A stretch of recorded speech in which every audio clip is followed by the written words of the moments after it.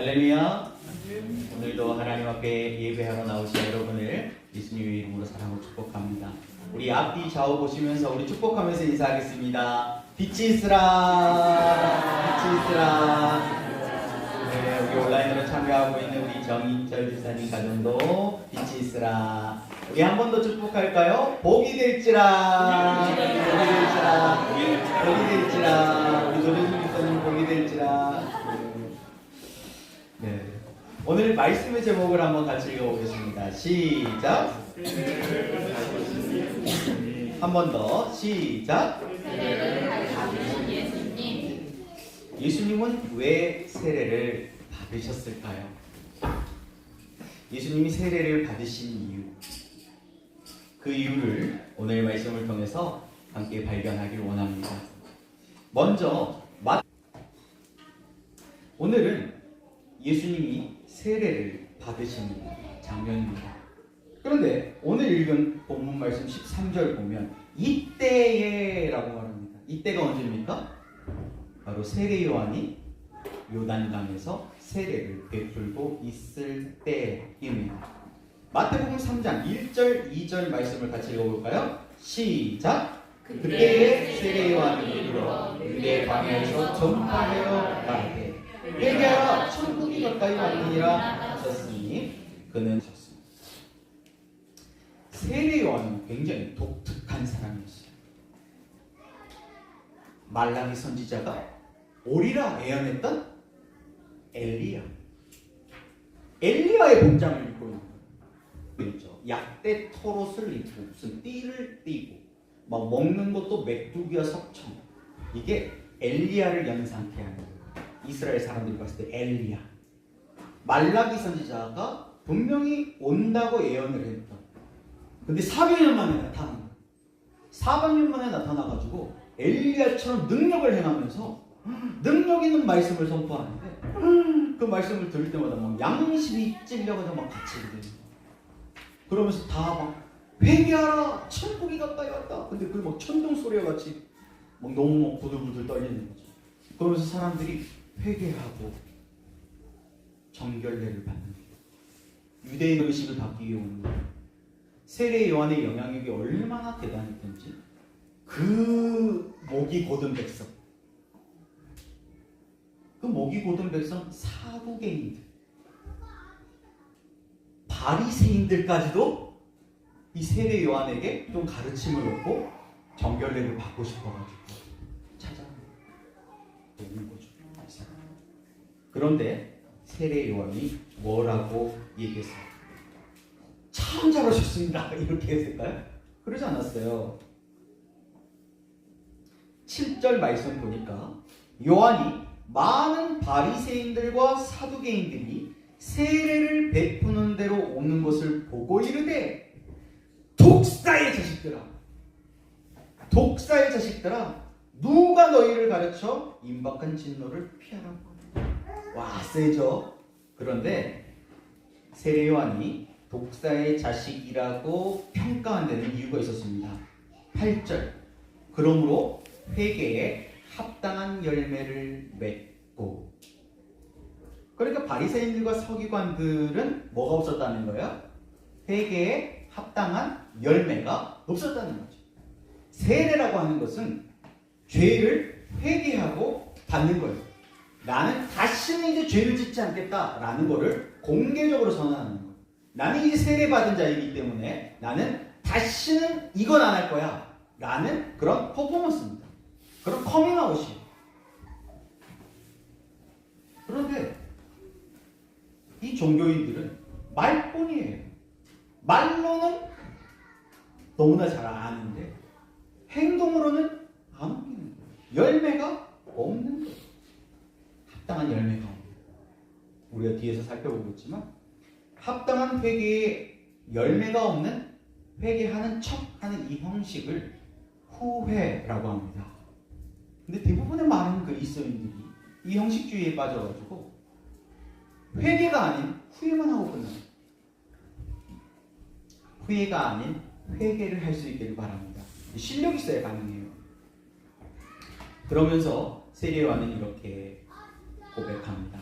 마태복음 3장 11절 말씀입니다. 시작. 나는 너희로 회개하기 위하여 물로 세례를 베풀거니와 내 뒤에 오시는 이는 나보다 능력이 많으시니 나는 그의 신을 들기도 감당하지 못하겠노라. 그는 성령과 불로 너희에게 세례를 베푸실 것이요.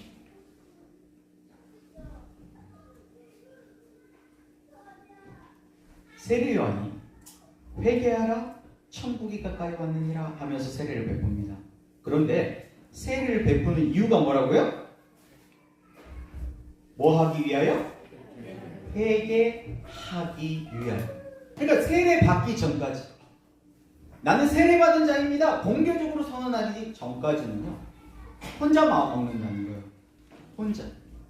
근데 이거 약해. 그래서 사람들 앞에서 공개적으로 나는 이제 그리스도인입니다, 나는 세례 받은 자입니다 선언하는 거예요. 뭐 하기 위해서? 후회가 아닌 회개하기 위해서. 우리 금요일날 성경 공부를 하는데 성경 공부 모임 중에 그 목사님들 사모님들이 술 이야기가 나왔어요. 알코올 이야기. 왜냐하면 이게 목사님 자녀들이 이제 다 대학생들 되고 막 군인들 되니까 벌써 뭐 이제 고등학교 막 졸업했는데 친구들 막 다 막 술 먹는 사진 그런 것들을 막 인스타 같은 데 막 올린다는 거예요. 그래서 나도 술이 어떤 맛인지 한번 먹어보고 싶어 막 이런다는 거예요. 아들 딸들이. 그래서 그리스도인들이 술을 먹어도 되느냐 먹지 말아야 되느냐 그 문제를 가지고 토론하게 됐어요. 우리는 레이기에서 이미 공부를 했잖아요. 백성 수준으로 살 거면 뭐 술 먹고 안 먹고가 구원을 받고 안 받고의 문제는 아니니까, 이게 죄냐 아니냐의 문제가 아니잖아요. 그러니까 백성으로 살 거냐에서는 술은 허용되는 것 같아요. 근데 내가 제사장 수준으로 살겠다 그러면 술 취하지 말라라고 얘기합니다. 근데 내가 왕 같은 제사장, 대제사장 수준으로 살아야 돼. 그럼 술 마시면 돼야 안 돼? 대제사장이 술 먹으면서 제사장들한테 야 너희도 술 먹지 마. 그럼 먹혀요? 안 먹히죠. 왕 같은 제사장 수준으로 살고 싶다. 그러면 술은 쳐다도 안 봐야 되겠죠. 왕 같은 제사장은 아니고 그래도 제사장 수준으로는 살고 싶어. 그러면 술은 먹되 취하지 않으면 돼. 백성 수준으로 살겠다. 먹어도 돼. 이렇게 정리가 되죠? 레이기로는. 그런데 이제 그 이야기 중에 요즘은 너무나 이게 술이 문제가 아니고 술 문화가 문제라는 거예요. 술 먹는 자리에서 너무나 쉽게 5만 원이면 마약을 구할 수 있대요.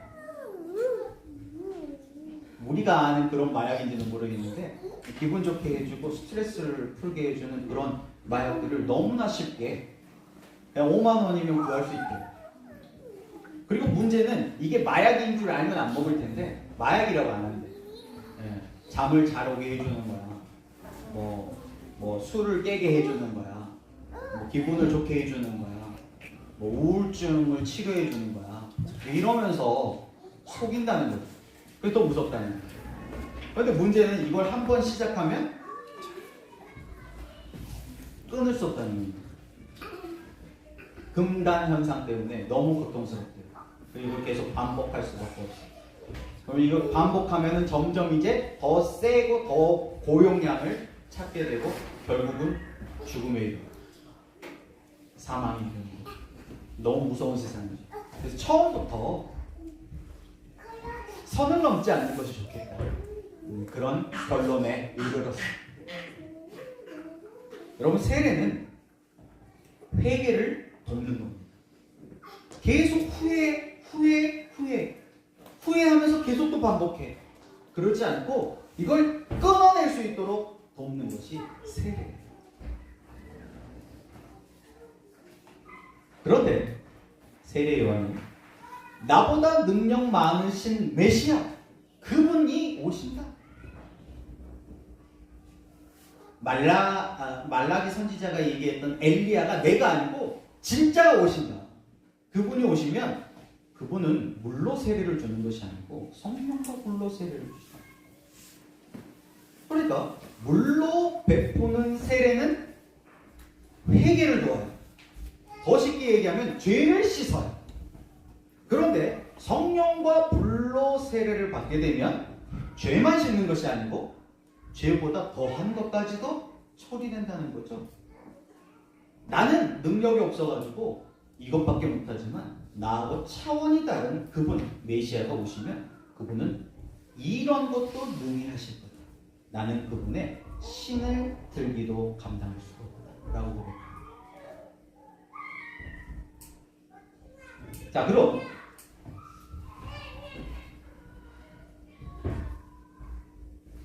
오늘 이 마태복음 3장 16절과 17절 말씀을 한 번 더 읽어보겠습니다. 시작. 예수께서 세례를 받으시고 곧 물에서 올라오실 때 하늘이 열리고 하나님의 성령이 비둘기같이 내려 자기 위에 임하심을 보시더니 하늘부터 소리가 있어 말씀하시되 이는 내 사랑하는 아들이요 내 기뻐하는. 질문이 하나 생깁니다.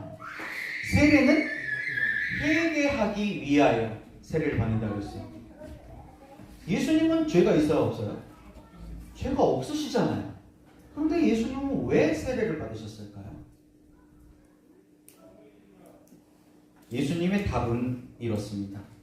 15절 말씀에 예수께서 대답하여 이르시되 이제 허락하라. 우리가 이와 같이 하여 모든 의를 이루는 것이 합당합니다.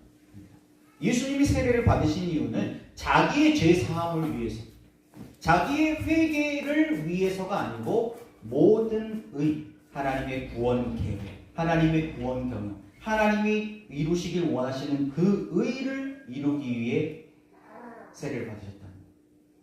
쉽게 얘기하면 예수님 때문이다, 나 때문이다. 나, 우리를 위해서 모범을 보여주신 거죠. 세례를 통해서 세례를 받은 이후에 어떻게 변화되는지를 보여주시는 거예요. 예수님이 세례를 받으실 때 어떤 일이 있었다고요? 성령님이 임하십니다.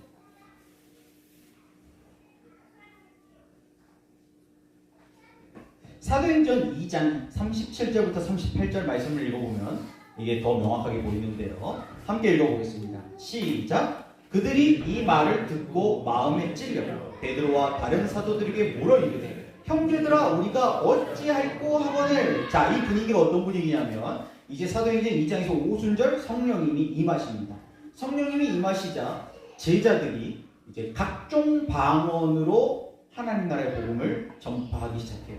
이때 그냥 평상시에는 물고기나 잡고 살았던 힘께나 썼던 베드로가 갑자기 엄청나게 유식해져가지고 하나님의 말씀을 전파하기 시작하는데 이 설교가 얼마나 대단했던지 이 설교를 듣고 사람들이 양심의 가책을 느끼게 되고 세례요한랑 비슷하죠. 양심의 가책을 느끼게 되고 이날 회개하고 세례를 받은 사람이 3,000명이나 됐다고 했어요. 그러니까 엄청난 거죠. 이 말을 듣고 막 양심의 가책을 느끼고 막 죄가 아픈 거예요. 평상시에는 죄가 아픈 줄 잘 몰라요. 그러니까 후회하고 또 죄죠.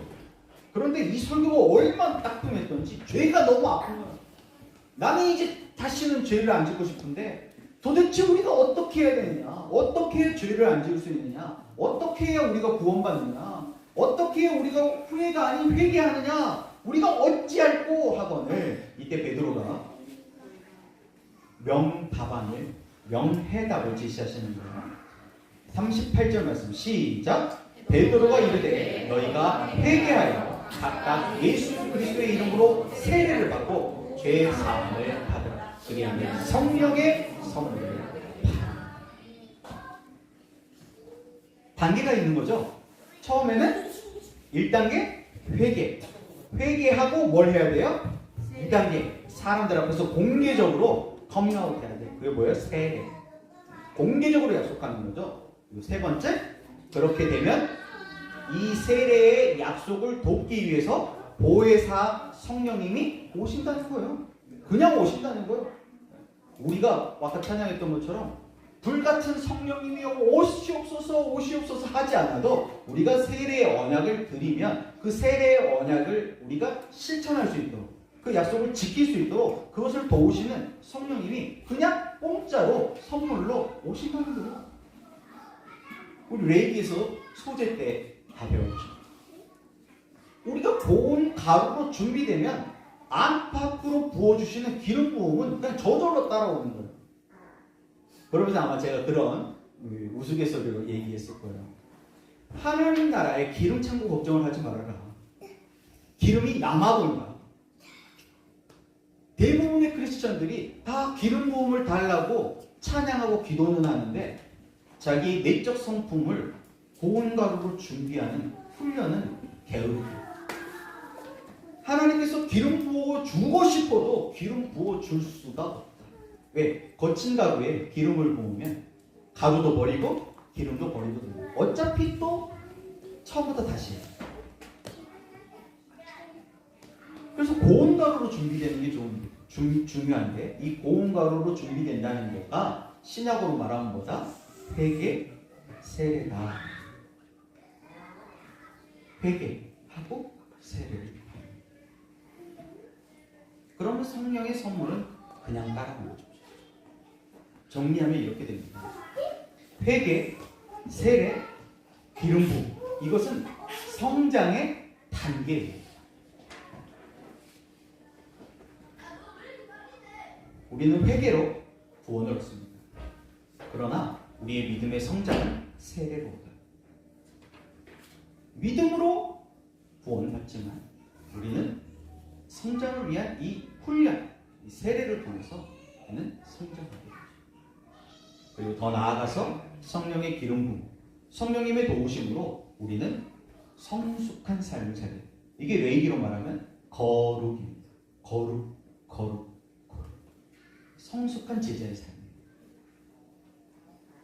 이 단계를 밟지 않고 뭔가 막 기름 부음 받아고 막 은사.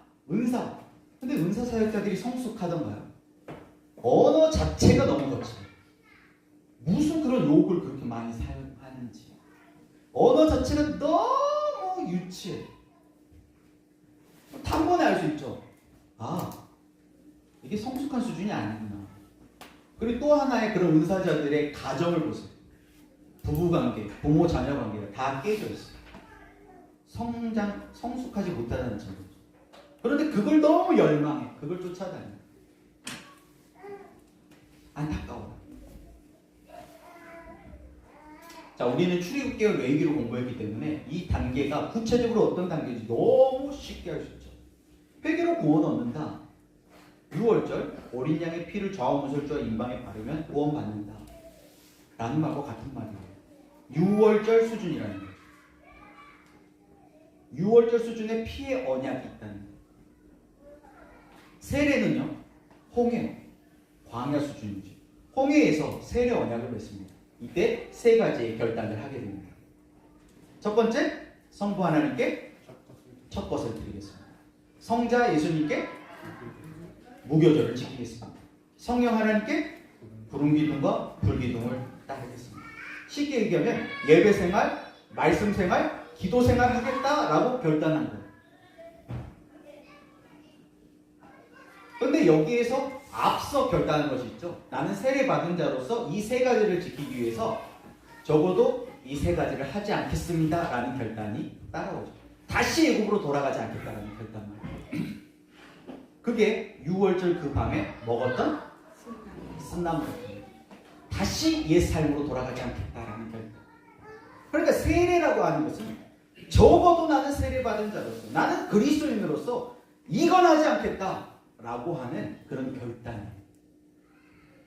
이건 소극적인 결단이고 더 적극적으로는 나는 성부, 성자, 성령 하나님 앞에서 이 세 가지로 공급받겠다라고 하는 것이 바로 세례의 결단입니다. 그러니까 하지 않겠다라고 하는 것만 지켜도 다시 유치한 어린아이 수준으로 돌아가진 않는 거예요. 그리고 내가 더 적극적으로 세 가지로 공급받겠다 하는 그 약속을 지키게 되면은 이 세 가지의 약속을 통해서 성부, 성자, 성령 하나님으로부터 새 방면으로 기름 부음을 받게 됩니다. 성부 하나님으로부터 은혜를, 성자 예수님으로부터 은혜를, 성부 하나님으로부터 사랑, 성령 하나님으로부터 교통. 이게 축도의 내용이잖아요. 그렇게 기름 부음을 받아요. 그렇게 기름 부음을 받으면 나의 의지가 아니고 그 기름 부음, 그 성령의 능력으로 성숙한 삶을 출애굽기로 말하면 시내산과 성막이에요. 시내산에서 말씀 훈련, 성막에서 예배 훈련. 그러니까 예배, 말씀, 기도 이게 다예요. 세례 언약에서 맺은 언약. 세례는 결단했을 뿐이고 아직 이것을 공급받을 수 있는 습관도 없고 힘도 없죠. 그래서 우리는 이 광야를 통과하고 이제 시내산에서 말씀을 공급받고 성막에서 기도와 예배 훈련을 받게 돼요. 그러면서 계속 기름 부음의 양을 늘려가는 거죠. 양적으로 질적으로. 그래서 왕 같은 제사장의 삶을 살아가게 됩니다. 달리 얘기하면 신약에서 유월절은 십자가의 복음을 의미합니다. 십자가. 우리가 예수님의 십자가를 믿는다라는 것은 예수님의 십자가의 보혈, 피를 믿는다는 건데 이게 출애굽기로 말하면 어린 양의 피예요. 유월절 어린 양의 피. 이제 우리는 하나님의 어린 양이신 예수 그리스도의 피를 의지하는 거죠. 이 피의 효력은 우리에게 죄 사함의 혜택을 줍니다. 그런데 후회가 아닌 회개할 경우 우리 예리미야의 예성이가 호프 크리스천 미션 스쿨에 다녀요. 아마 우리나라에서 같은 또래 아이들과 같은 중학교 이런 생활을 하면서 이 십자가의 이 죄사함의 혜택을 누리는 건 굉장히 어려울 겁니다. 너무 유혹이 많으니까. 그런데 마치 아브라함처럼 본토 친척 아비의 집을 떠난 거예요. 출애굽기로 말하면 출애굽한 거예요. 애굽에서 나온 거예요. 나를 계속 유혹하고 나를 계속 유치한 어린아이로 만드는 내 옛사람이 즐기는 것들을 계속하게 만드는 그런 환경 속에서 사실 거룩하게 지킨다는 게 어렵거든요. 엄청난 실력이 있어요. 그런데 거기서 떠나버리니까 거기서는 핸드폰도 사용할 수가 없지, 그런 TV도 없지, 아무것도 없거든요. 그러니까 십자가, 예수 그리스도의 십자가를 믿고 죄사함의 혜택을 누린다는 것이 너무나 쉬워. 그냥 가면은 2, 3주 안에 다 이 죄사함의 혜택 정도를 누려버려요. 이 십자가의 이 복음을 쉽게 얘기하면은 예전에 막 은사 사역하시는 분들이 가게 흐르는 저주를 끊어라 막 그랬어요. 그 가게 흐르는 저주 이런 게 다 이 피의 능력으로 이 회개로 끊어지는 거예요. 근데 그 나쁜 습관이 쉽게 안 끊어져요. 나쁜 식습관, 나쁜 그런 어떤 문화 이게 안 끊어져요. 이번에 호프 같이 갔던 아이 중에 막 자살 시도도 하고 막 그런 우울증에 사로잡혀가지고 약을 먹고 있는 그런 친구들도 있었는데 그런 친구들이 호프 가가지고 2, 3주 만에 약을 끊어요. 그 약을 끊는 게 엄청 어렵다고 하더라고요. 그러니까 이 우울증 약을 먹으면 잠이 와. 항상 취해 있어 약에. 그래서 막 힘들어. 근데 이 약을 끊자니 이 약을 끊으면은 막 감정이 확 올라오고 막 이래가지고 감정 조절이 안 되니까 또 너무 힘들어. 그러니까 끊을 수가 없는데 그곳에서 2, 3주 만에 끊어버린다는 거예요. 죄사함의 혜택 수준은 2, 3주면 해결이 되는 거예요. 어려운 게 아닙니다, 사실. 후회가 아닌 회개만 하면 그냥 십자가의 죄사함의 혜택은 너무나 쉽게 우리가 누리게 되는 거예요. 근데 후회만 한다는 거죠. 세례, 성장은 부활의 복음이에요. 이 부활의 복음이라는 건 우리에게 거듭남의 혜택을 누리게 합니다. 거듭남. 실제 변화 말이에요. 실제로 변화되는 거예요. 실제 우리의 언어가 변하고 우리의 얼굴 표정들이 변하고 실제 삶의 문제들이 해결되는 거예요. 그걸 누리게 된다는 거예요. 우리가 뭐 하기만 하면 세례하기만 하고 세례 언약을 선포하는 거예요. 공개적으로. 그리고 세 번째는 승천의 복음입니다. 승천의 복음은 우리에게 존귀함, 우리가 잃어버린 이 존귀함의 혜택을 다시 누리게 만듭니다.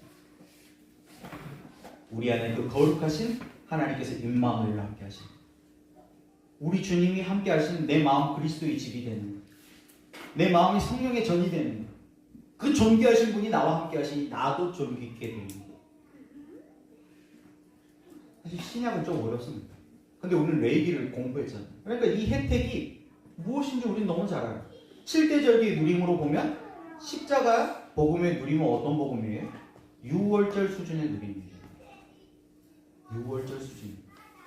6월절 수준의 누림만으로도 우리는 죄사함의 혜택을 누리죠. 이게 얼마나 큰 은혜인지 몰라요. 그러나 우리 주님은 7대절기의 혜택을 가지고 우리를 찾아오셨습니다. 부활, 거듭남, 이 부활의 혜택은 7대절기로 하면 무슨 혜택입니까?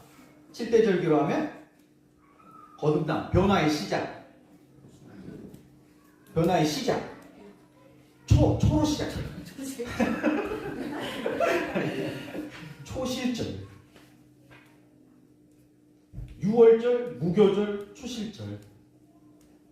6월절 수준에서 3일 만에 경험하는 초실절. 무교절로 쳐도 일주일만 내가 뭔가를 지속해도 경험하는 초실절. 그러니까 사실 부활의 복음을 누리는 것이 어려운 것이 아니에요. 대부분의 그리스도인들이 후회만 하고 끝나잖아요.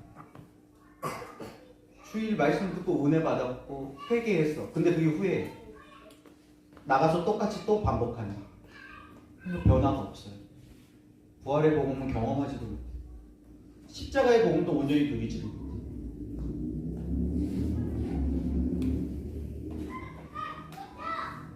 승천의 복음.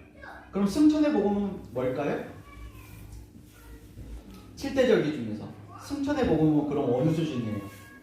막 장막절일까요? 막 안식년, 희년일까요? 그럼 우린 너무 어려워요. 오순절에 성령이 임하잖아요. 오순절이 승천의 복음을 누리는 거예요. 그러니까 엄청 어려운 게 아니에요. 7대절기로 보면은. 오순절까지만 가면 성령님께서 우리를 이끌어 가시는 거죠. 쉽게 얘기하면 우리 습관 만들기로 하면 50일만 해보면 되는 거예요. 50일만 제대로 하면 이걸 누리게 되거든요. 어제 우리 리더 수련 때 우리 정성미 원사님이 세 줄 일기를 1년 동안 쓰고 나니까 1년간에 내가 버리더라 라고 하시더라고요. 오순절을 경험한 거죠. 초실적 오순절을 경험. 내가 버린다는 거기서부터 시작하는 거예요. 좀 열심히 썼다라면 50일 만에 그러니까 열심히 세 줄 일기만 쓰지 않고 주간 성찰도 하고 피드백도 받고 그러니까 우리가 광야를 통해 배운다는 거는 우리가 독학하는 거하고 똑같아요. 스스로 독학하면 오래 걸려요. 근데 먼저 경험한 사람에게 붙어 생존하면 훨씬 빠르게 배우게 되는 거예요. 예수님께 붙어 배우면 50일 만에 가능하다는 거예요. 승천의 복음을 누리는 거예요. 물론 제자들도 좀 걸렸습니다. 3년이라는 시간이 걸렸죠. 첫 번째 중요한 거 후회하면 안 됩니다. 후회 말고 회개하시기를 바랍니다. 후회하며 살지 마시고 회개하며 사시길 바랍니다. 후회하지 않고 회개하려면 우리 정선미 권사님처럼 내가 보이더라 그런 고백이 사실 나와야 돼요. 내가 진짜 아무것도 아니구나. 이게 그렇게 어렵구나. 를 봐야 이 피의 혜택이 내게 필요한 거예요. 예수님의 십자가가 진짜 나한테 필요한 거예요. 아니 그냥 형식적인 십자가예요. 형식적으로 목걸이도 하고 다니고 귀걸이도 하고 다니지만 나하고는 상관없는 십자가. 그 십자가는 목사님의 십자가고 그 십자가는 아빠 엄마의 십자가. 나의 십자가다. 진짜 나는 예수님이 필요한 거예요. 이게 레이기로 말하면 지금 속죄제, 속건제 수준이잖아요. 5대 제사로 말하면. 근데 대부분의 크리스천들이 속죄제, 속건제도 못 드린다니. 번제는 꿈도 못 꾸고 속죄제, 속건제 수준의 예배의 자도 못 돼. 속건제는 어떤 의미였죠? 내가 가지고 있는 죄성 때문에 계속해서 반복해서 짓는 죄로 인한 죄의 열매들이었죠. 그 죄로 인해서 생기는 많은 문제들. 그 문제들을 해결해야 돼요. 그런데 이 말로만 하고 입 싹 닫고 그러면 속건제야 아니에요? 아니죠. 최소 1.2배 배상해요. 그리고 또 속건제 따로 드리고 그 피해에 대해서 배상해요. 그러니까 어때요? 돈이 아까워서라도 죄 안 짓는 거죠. 그게 속건제. 속죄제는요? 죄의 뿌리를 뽑아버리는 거였죠. 그래서 예수님도 그 38년 된 병자와 같은 그런 병자들을 고쳐주고 나서 뭐라고 얘기하세요? 다시는 죄를 짓지 말라고 얘기하십니다. 다시는 그걸 반복하면 안 돼요. 그런데 이 회개 구원의 수준에 머물러 있는 사람은 그게 아니에요. 그래서 뭐까지 나아가야 돼요? 세례. 사람들 앞에서 공개적으로 선언하는 거예요.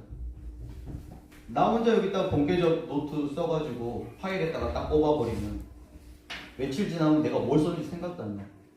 그런데 여기다 써가지고 앞에 나와서 공개적으로 나는 그리스도인으로서 본 것, 깨달은 것, 적용할 것 이렇게 살겠습니다 라고 선언한다. 그럼 어떨 것 같아요? 훨씬 파워풀하겠죠.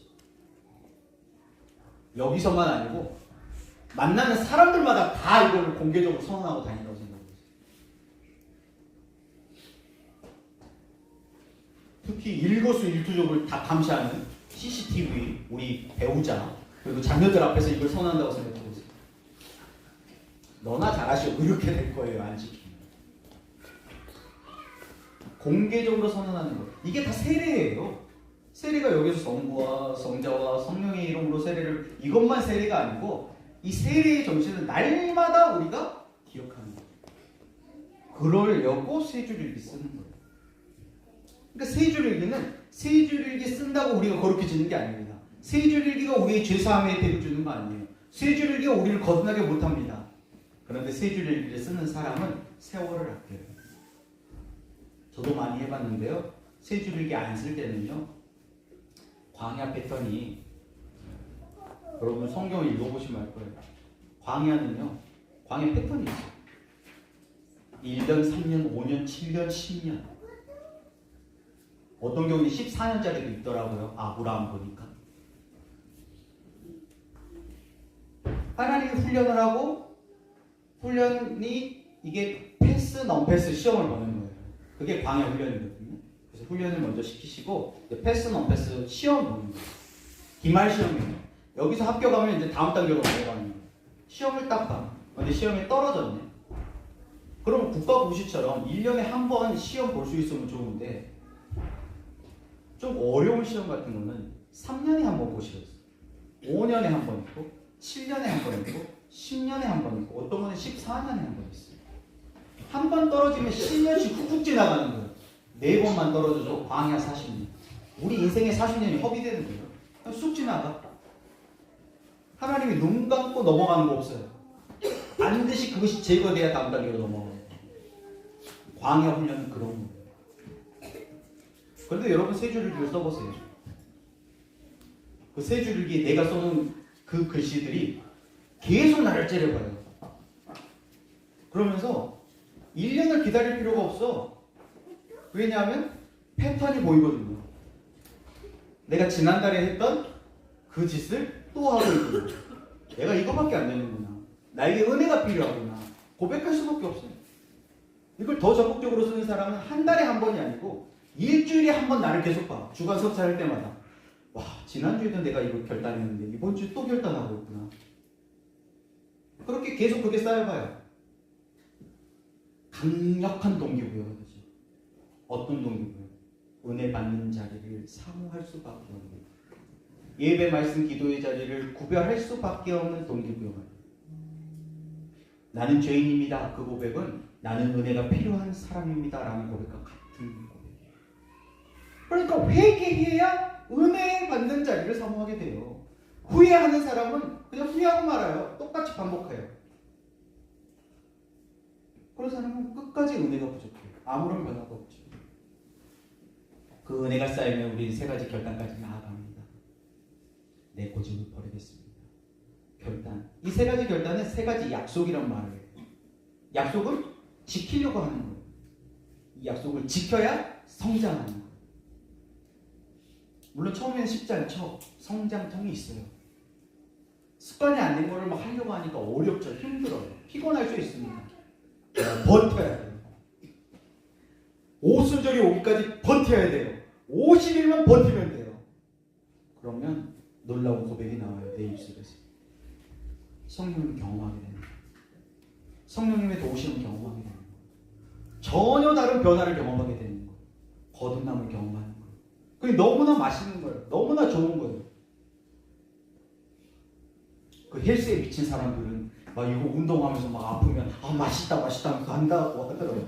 이상한 사람들이야. 저는 운동을 안 하는 일인으로서 전혀 이해할 수가 없어요. 성령 충만도 마찬가지입니다. 성령 충만을 맛본 사람들은 미친 사람처럼 보여요.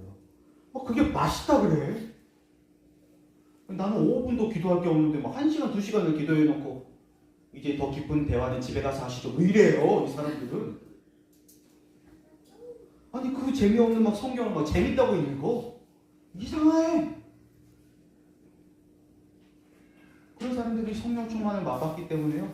그걸 맛있다 그러면서 막 자기 걸 막 더 투자해요. 그런 사람들이 하나님 나라를 침노하는 자들 때문에 맛도 못 봤는데 무슨 침노를 해요? 여러분 세례의 결단으로 나아가시기를 축복합니다. 할 수 있다면 공개적으로 선언하세요. 공개적으로 이거 적어놓은 거 우리 소그룹에서만 나누지 마시고 집에서도 나누고 배우자한테 자녀들한테 약속해요. 나 이렇게 살 거다. 엄마 아빠 이렇게 살 거니까 잘 감시해줘. 잘 지켜봐줘. 이 약속 지킬 수 있도록 응원해줘. 그러면요 우리 가족만이 아니고 우리 소그룹만이 아니고 교회에서 성령님이 선물로 오셔가지고 성령님이 도와주신다니까. 입술로 선언하시기 바랍니다. 그게 성령을 따라 사는 놀라운 비결이에요. 그래서 우리 다음 주부터는요 소그룹 나눔을 또 도와드리기 위해서 우리 리더들부터 또 솔선수범 해가지고 우리 본계적 기록한 거를 우리 예배 시간에 함께 나누려고 합니다. 리더들만이 아니고 또 이 본계적을 기록하신 분들을 또 함께 이렇게 나누면 좋겠어요. 우리 송구영신 예배 때 소망의 편지 기록한 거를 이렇게 읽었더니 참 도전이 되고 은혜가 되더라고요. 그래서 우리도 기록하기만 하는 것이 아니고 이 기록한 거를 공개적으로 선언하는 세례 언약을 맺는 퍼포먼스를 매 주일마다 하려고 합니다. 여러분 적극적으로 참여해 주시면 감사하겠습니다. 처음부터 잘하지 않아도 돼요. 내가 기록한 거를 읽는 거죠. 읽기만 해도 놀라운 변화가 일어날 겁니다. 그래서 우리 모두 주 안에서 온전케 되 주 안에서 온전케 되는 성령의 기름 부으심, 성령 충만한 하나님 나라를 세우는 킹덤 리더들이 다 되시기를 축복합니다. 우리 함께 찬양할까요?